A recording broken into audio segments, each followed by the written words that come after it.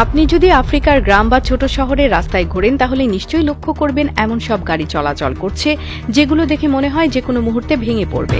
গাড়ির দরজা ঝুলে আছে, উইন্ডশিল্ডে ফাটল, এক্সস্ট পাইপ থেকে কালো ধোঁয়া বের হচ্ছে, আর বডিতে এত দাগ আর জং যে কোনো একজন নরক থেকে ফিরে এসেছে বললেও ভুল হবে না। কিন্তু এই ভয়াবহ অবস্থা সত্ত্বেও এসব গাড়ি প্রতিদিন হাজারো মানুষের যাতায়াত ও পণ্য পরিবহনের একমাত্র ভরসা। এই গাড়িগুলোকে বলা হয় হাইপার সেকেন্ড হ্যান্ড ভেহিকেল, কারণ এগুলো প্রথম দ্বিতীয় নয়, মাঝে মধ্যে 25-26 হাত ঘুরে আফ্রিকায় এসে পৌঁছায়।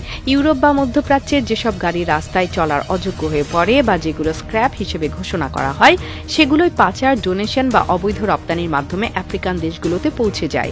সেখানে স্থানীয় কারিগরেরা সেগুলো বিভিন্ন ভাঙাচোরা যন্ত্রাংশ জুড়ে জোড়াতালি দিয়ে চলার উপযোগী করে তোলে। এইসব গাড়ি অনেক সময় একাধিক মডেলের পার্টস দিয়ে তৈরি হয়। একটি গাড়ির বডি হয়তো টয়োটা, কিন্তু ইঞ্জিন কোনো পুরনো নিশান ট্রাকের। হেডলাইট আছে একদিকে, নেই আরেক দিকে। গিয়ারের বদলে বাঁশের খুঁটি বা হ্যান্ডেল মুচড়ে স্টার্ট নেয়া। অনেক সময় এক গাড়িতে বসানো থাকে 3টি ব্যাটারি, একটা হেডলাইটের জন্য, একটা হর্নের জন্য, আরেকটি ইঞ্জিন চালাতে। এবং সবচেয়ে অবাক করা বিষয় হলো এই সবই চলে দিনের পর দিন, বছরের পর বছর। প্রশ্ন হলো কেন মানুষ এত ভাঙাচোরা গাড়ি চালায়? এর উত্তর একটাই, টাকার অভাব। আফ্রিকার বহু অঞ্চলে মানুষ এতটাই দরিদ্র যে নতুন গাড়ি কেনা তো দূরের কথা, সেকেন্ড হ্যান্ড গাড়িও কেনা সম্ভব হয় না।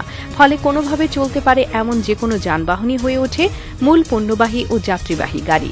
গ্রামের হাট, স্কুল, হাসপাতাল, এমনকি শহরের মধ্যেও এইসব গাড়ি ব্যবহার হয়। আরও একটি বড় কারণ হলো সরকারি তদারকির অভাব।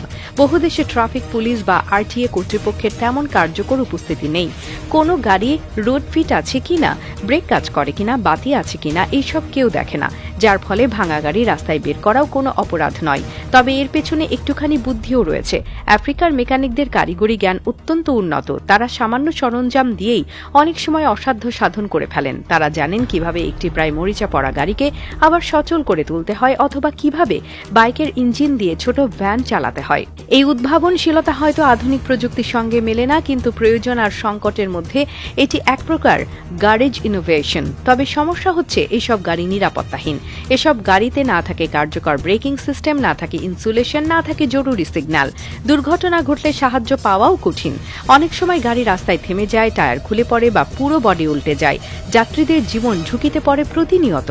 তারপরও এইসব ভাঙা গাড়ি চালিয়ে মানুষ নিজের জীবন চালায়, কারণ তাদের কাছে এটি কেবল যানবাহন নয়, এটি উপার্জনের মাধ্যম, তাদের পরিবারের বেঁচে থাকার রশি।